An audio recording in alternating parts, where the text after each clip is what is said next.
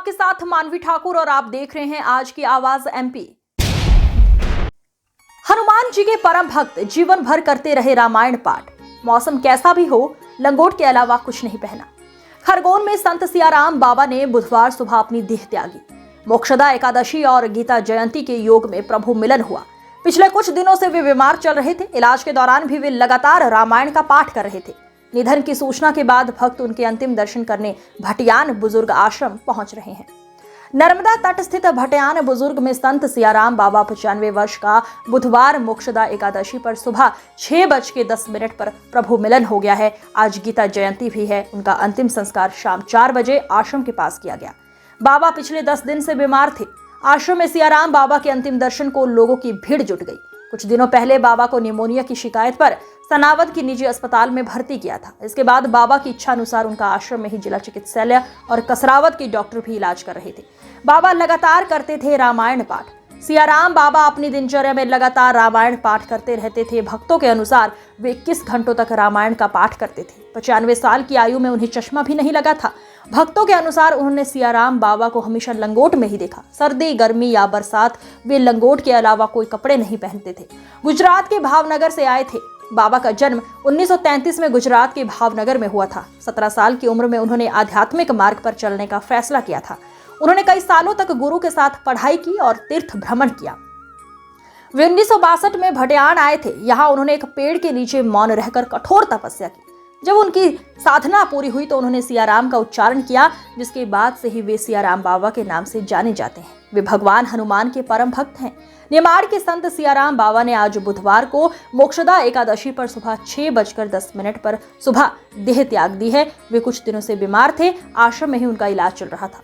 रात को उनकी हालत काफी कमजोर हो रही थी और उन्होंने कुछ भी नहीं खाया था। उनके निधन की खबर मिलते ही खरगोन के भटियान स्थित आश्रम में भक्तों की भीड़ लग गई। दोपहर उनका डोला निकला। जय जय सिया राम। जय सिया राम। जय सिया राम। जय सिया राम। जय सिया राम।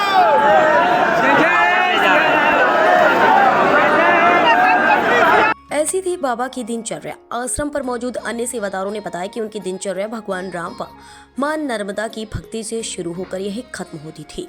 बाबा प्रतिदिन रामायण पाठ का पाठ करते और आश्रम पर आने वाले श्रद्धालुओं को स्वयं के हाथों से बनी चाय प्रसादी के रूप में वितरित करते थे। समीपस्थ ग्राम समेड़ा के रामेश्वर सिसोदिया ने बताया कि बाबा की वर्तमान आयु लगभग 95 वर्ष है। बाबा के लिए गांव से 5-6 घरों से भोजन का टिफिन आता था, जिसे बाबा एक पात्र में मिलाकर लेते थे। खुद की जरूरत के अनुसार भोजन निकालकर बचा भोजन पशु पक्षियों में वितरित कर देते थे। मंदिरों में दान किए करोड़ों रुपए। ग्राम भटियाण के सरपंच भुराजी बिरले ने बताया कि बाबा प्रत्येक श्रद्धालु से मात्र 10 रुपए दान स्वरूप लेते थे। बाबा ने आश्रम के प्रभावित डूब क्षेत्र हिस्से के मिले मुआवजे के 2,58,00,000 रुपए क्षेत्र के प्रसिद्ध तीर्थ स्थान नागलवाड़ी मंदिर में दान किए थे। वहीं लगभग 20 लाख रुपए व चांदी का छत्र जाम घाट स्थित पार्वती माता मंदिर में दान किया। आश्रम से नर्मदा तक बनाया घाट भी सियाराम बाबा ने लगभग 1 करोड़ रुपए की लागत से बनवाया था। उनकी अंत्येष्टि के लिए सेवादारों ने चंदन की लकड़ी की व्यवस्था की थी। बीते 3 दिन से आश्रम में एकत्र भक्त उनके स्वास्थ्य के लिए जाप कर रहे थे और भजन गा रहे थे। मुख्यमंत्री मोहन यादव के निर्देश के बाद डॉक्टरों की टीम उनके स्वास्थ्य पर लगातार निगरानी रखे हुए थी। आज शाम को सीएम यादव बाबा से मुलाकात करने वाले थे, लेकिन अब वे उनके अंतिम दर्शन के लिए आ सकते हैं। शाम को नर्मदा किनारे हुई अंत्येष्टि। सियाराम बाबा की अंत्येष्टि बुधवार शाम को आश्रम के समीप नर्मदा नदी के किनारे की गई। उनके निधन की खबर के बाद बड़ी संख्या में भक्तों के आश्रम पहुंचने का सिलसिला शुरू हो गया है। बता दें कि बाबा को निमोनिया हो गया था, लेकिन वे अस्पताल में रहने के बजाय आश्रम में रहकर अपने भक्तों से मिलना चाहते थे। इस कारण चिकित्सकों ने उन्हें अस्पताल से डिस्चार्ज कर दिया था। 12 वर्षों तक मौन धारण किया। संत सियाराम बाबा ने नर्मदा किनारे अपने आश्रम बनाया। उनकी उम्र 100 साल से ज्यादा थी। बाबा ने 12 वर्षों तक मौन भी धारण कर रखा था। जो भक्त आश्रम में उनसे मिलने आता था और ज्यादा दान देना चाहते थे तो वे इनकार कर देते थे। वे सिर्फ 10 रुपए का नोट ही लेते थे।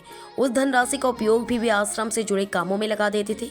बाबा ने नर्मदा नदी के किनारे एक पेड़ के नीचे तपस्या की थी और 12 वर्षों तक मौन रहकर अपनी साधना पूरी की थी। मौन व्रत तोड़ने के बाद उन्होंने पहला शब्द सियाराम बाबा कहा तो भक्त उन्हें उसी नाम से पुकारने लगे। हर माह हजारों भक्त उनके आश्रम में आते हैं। जय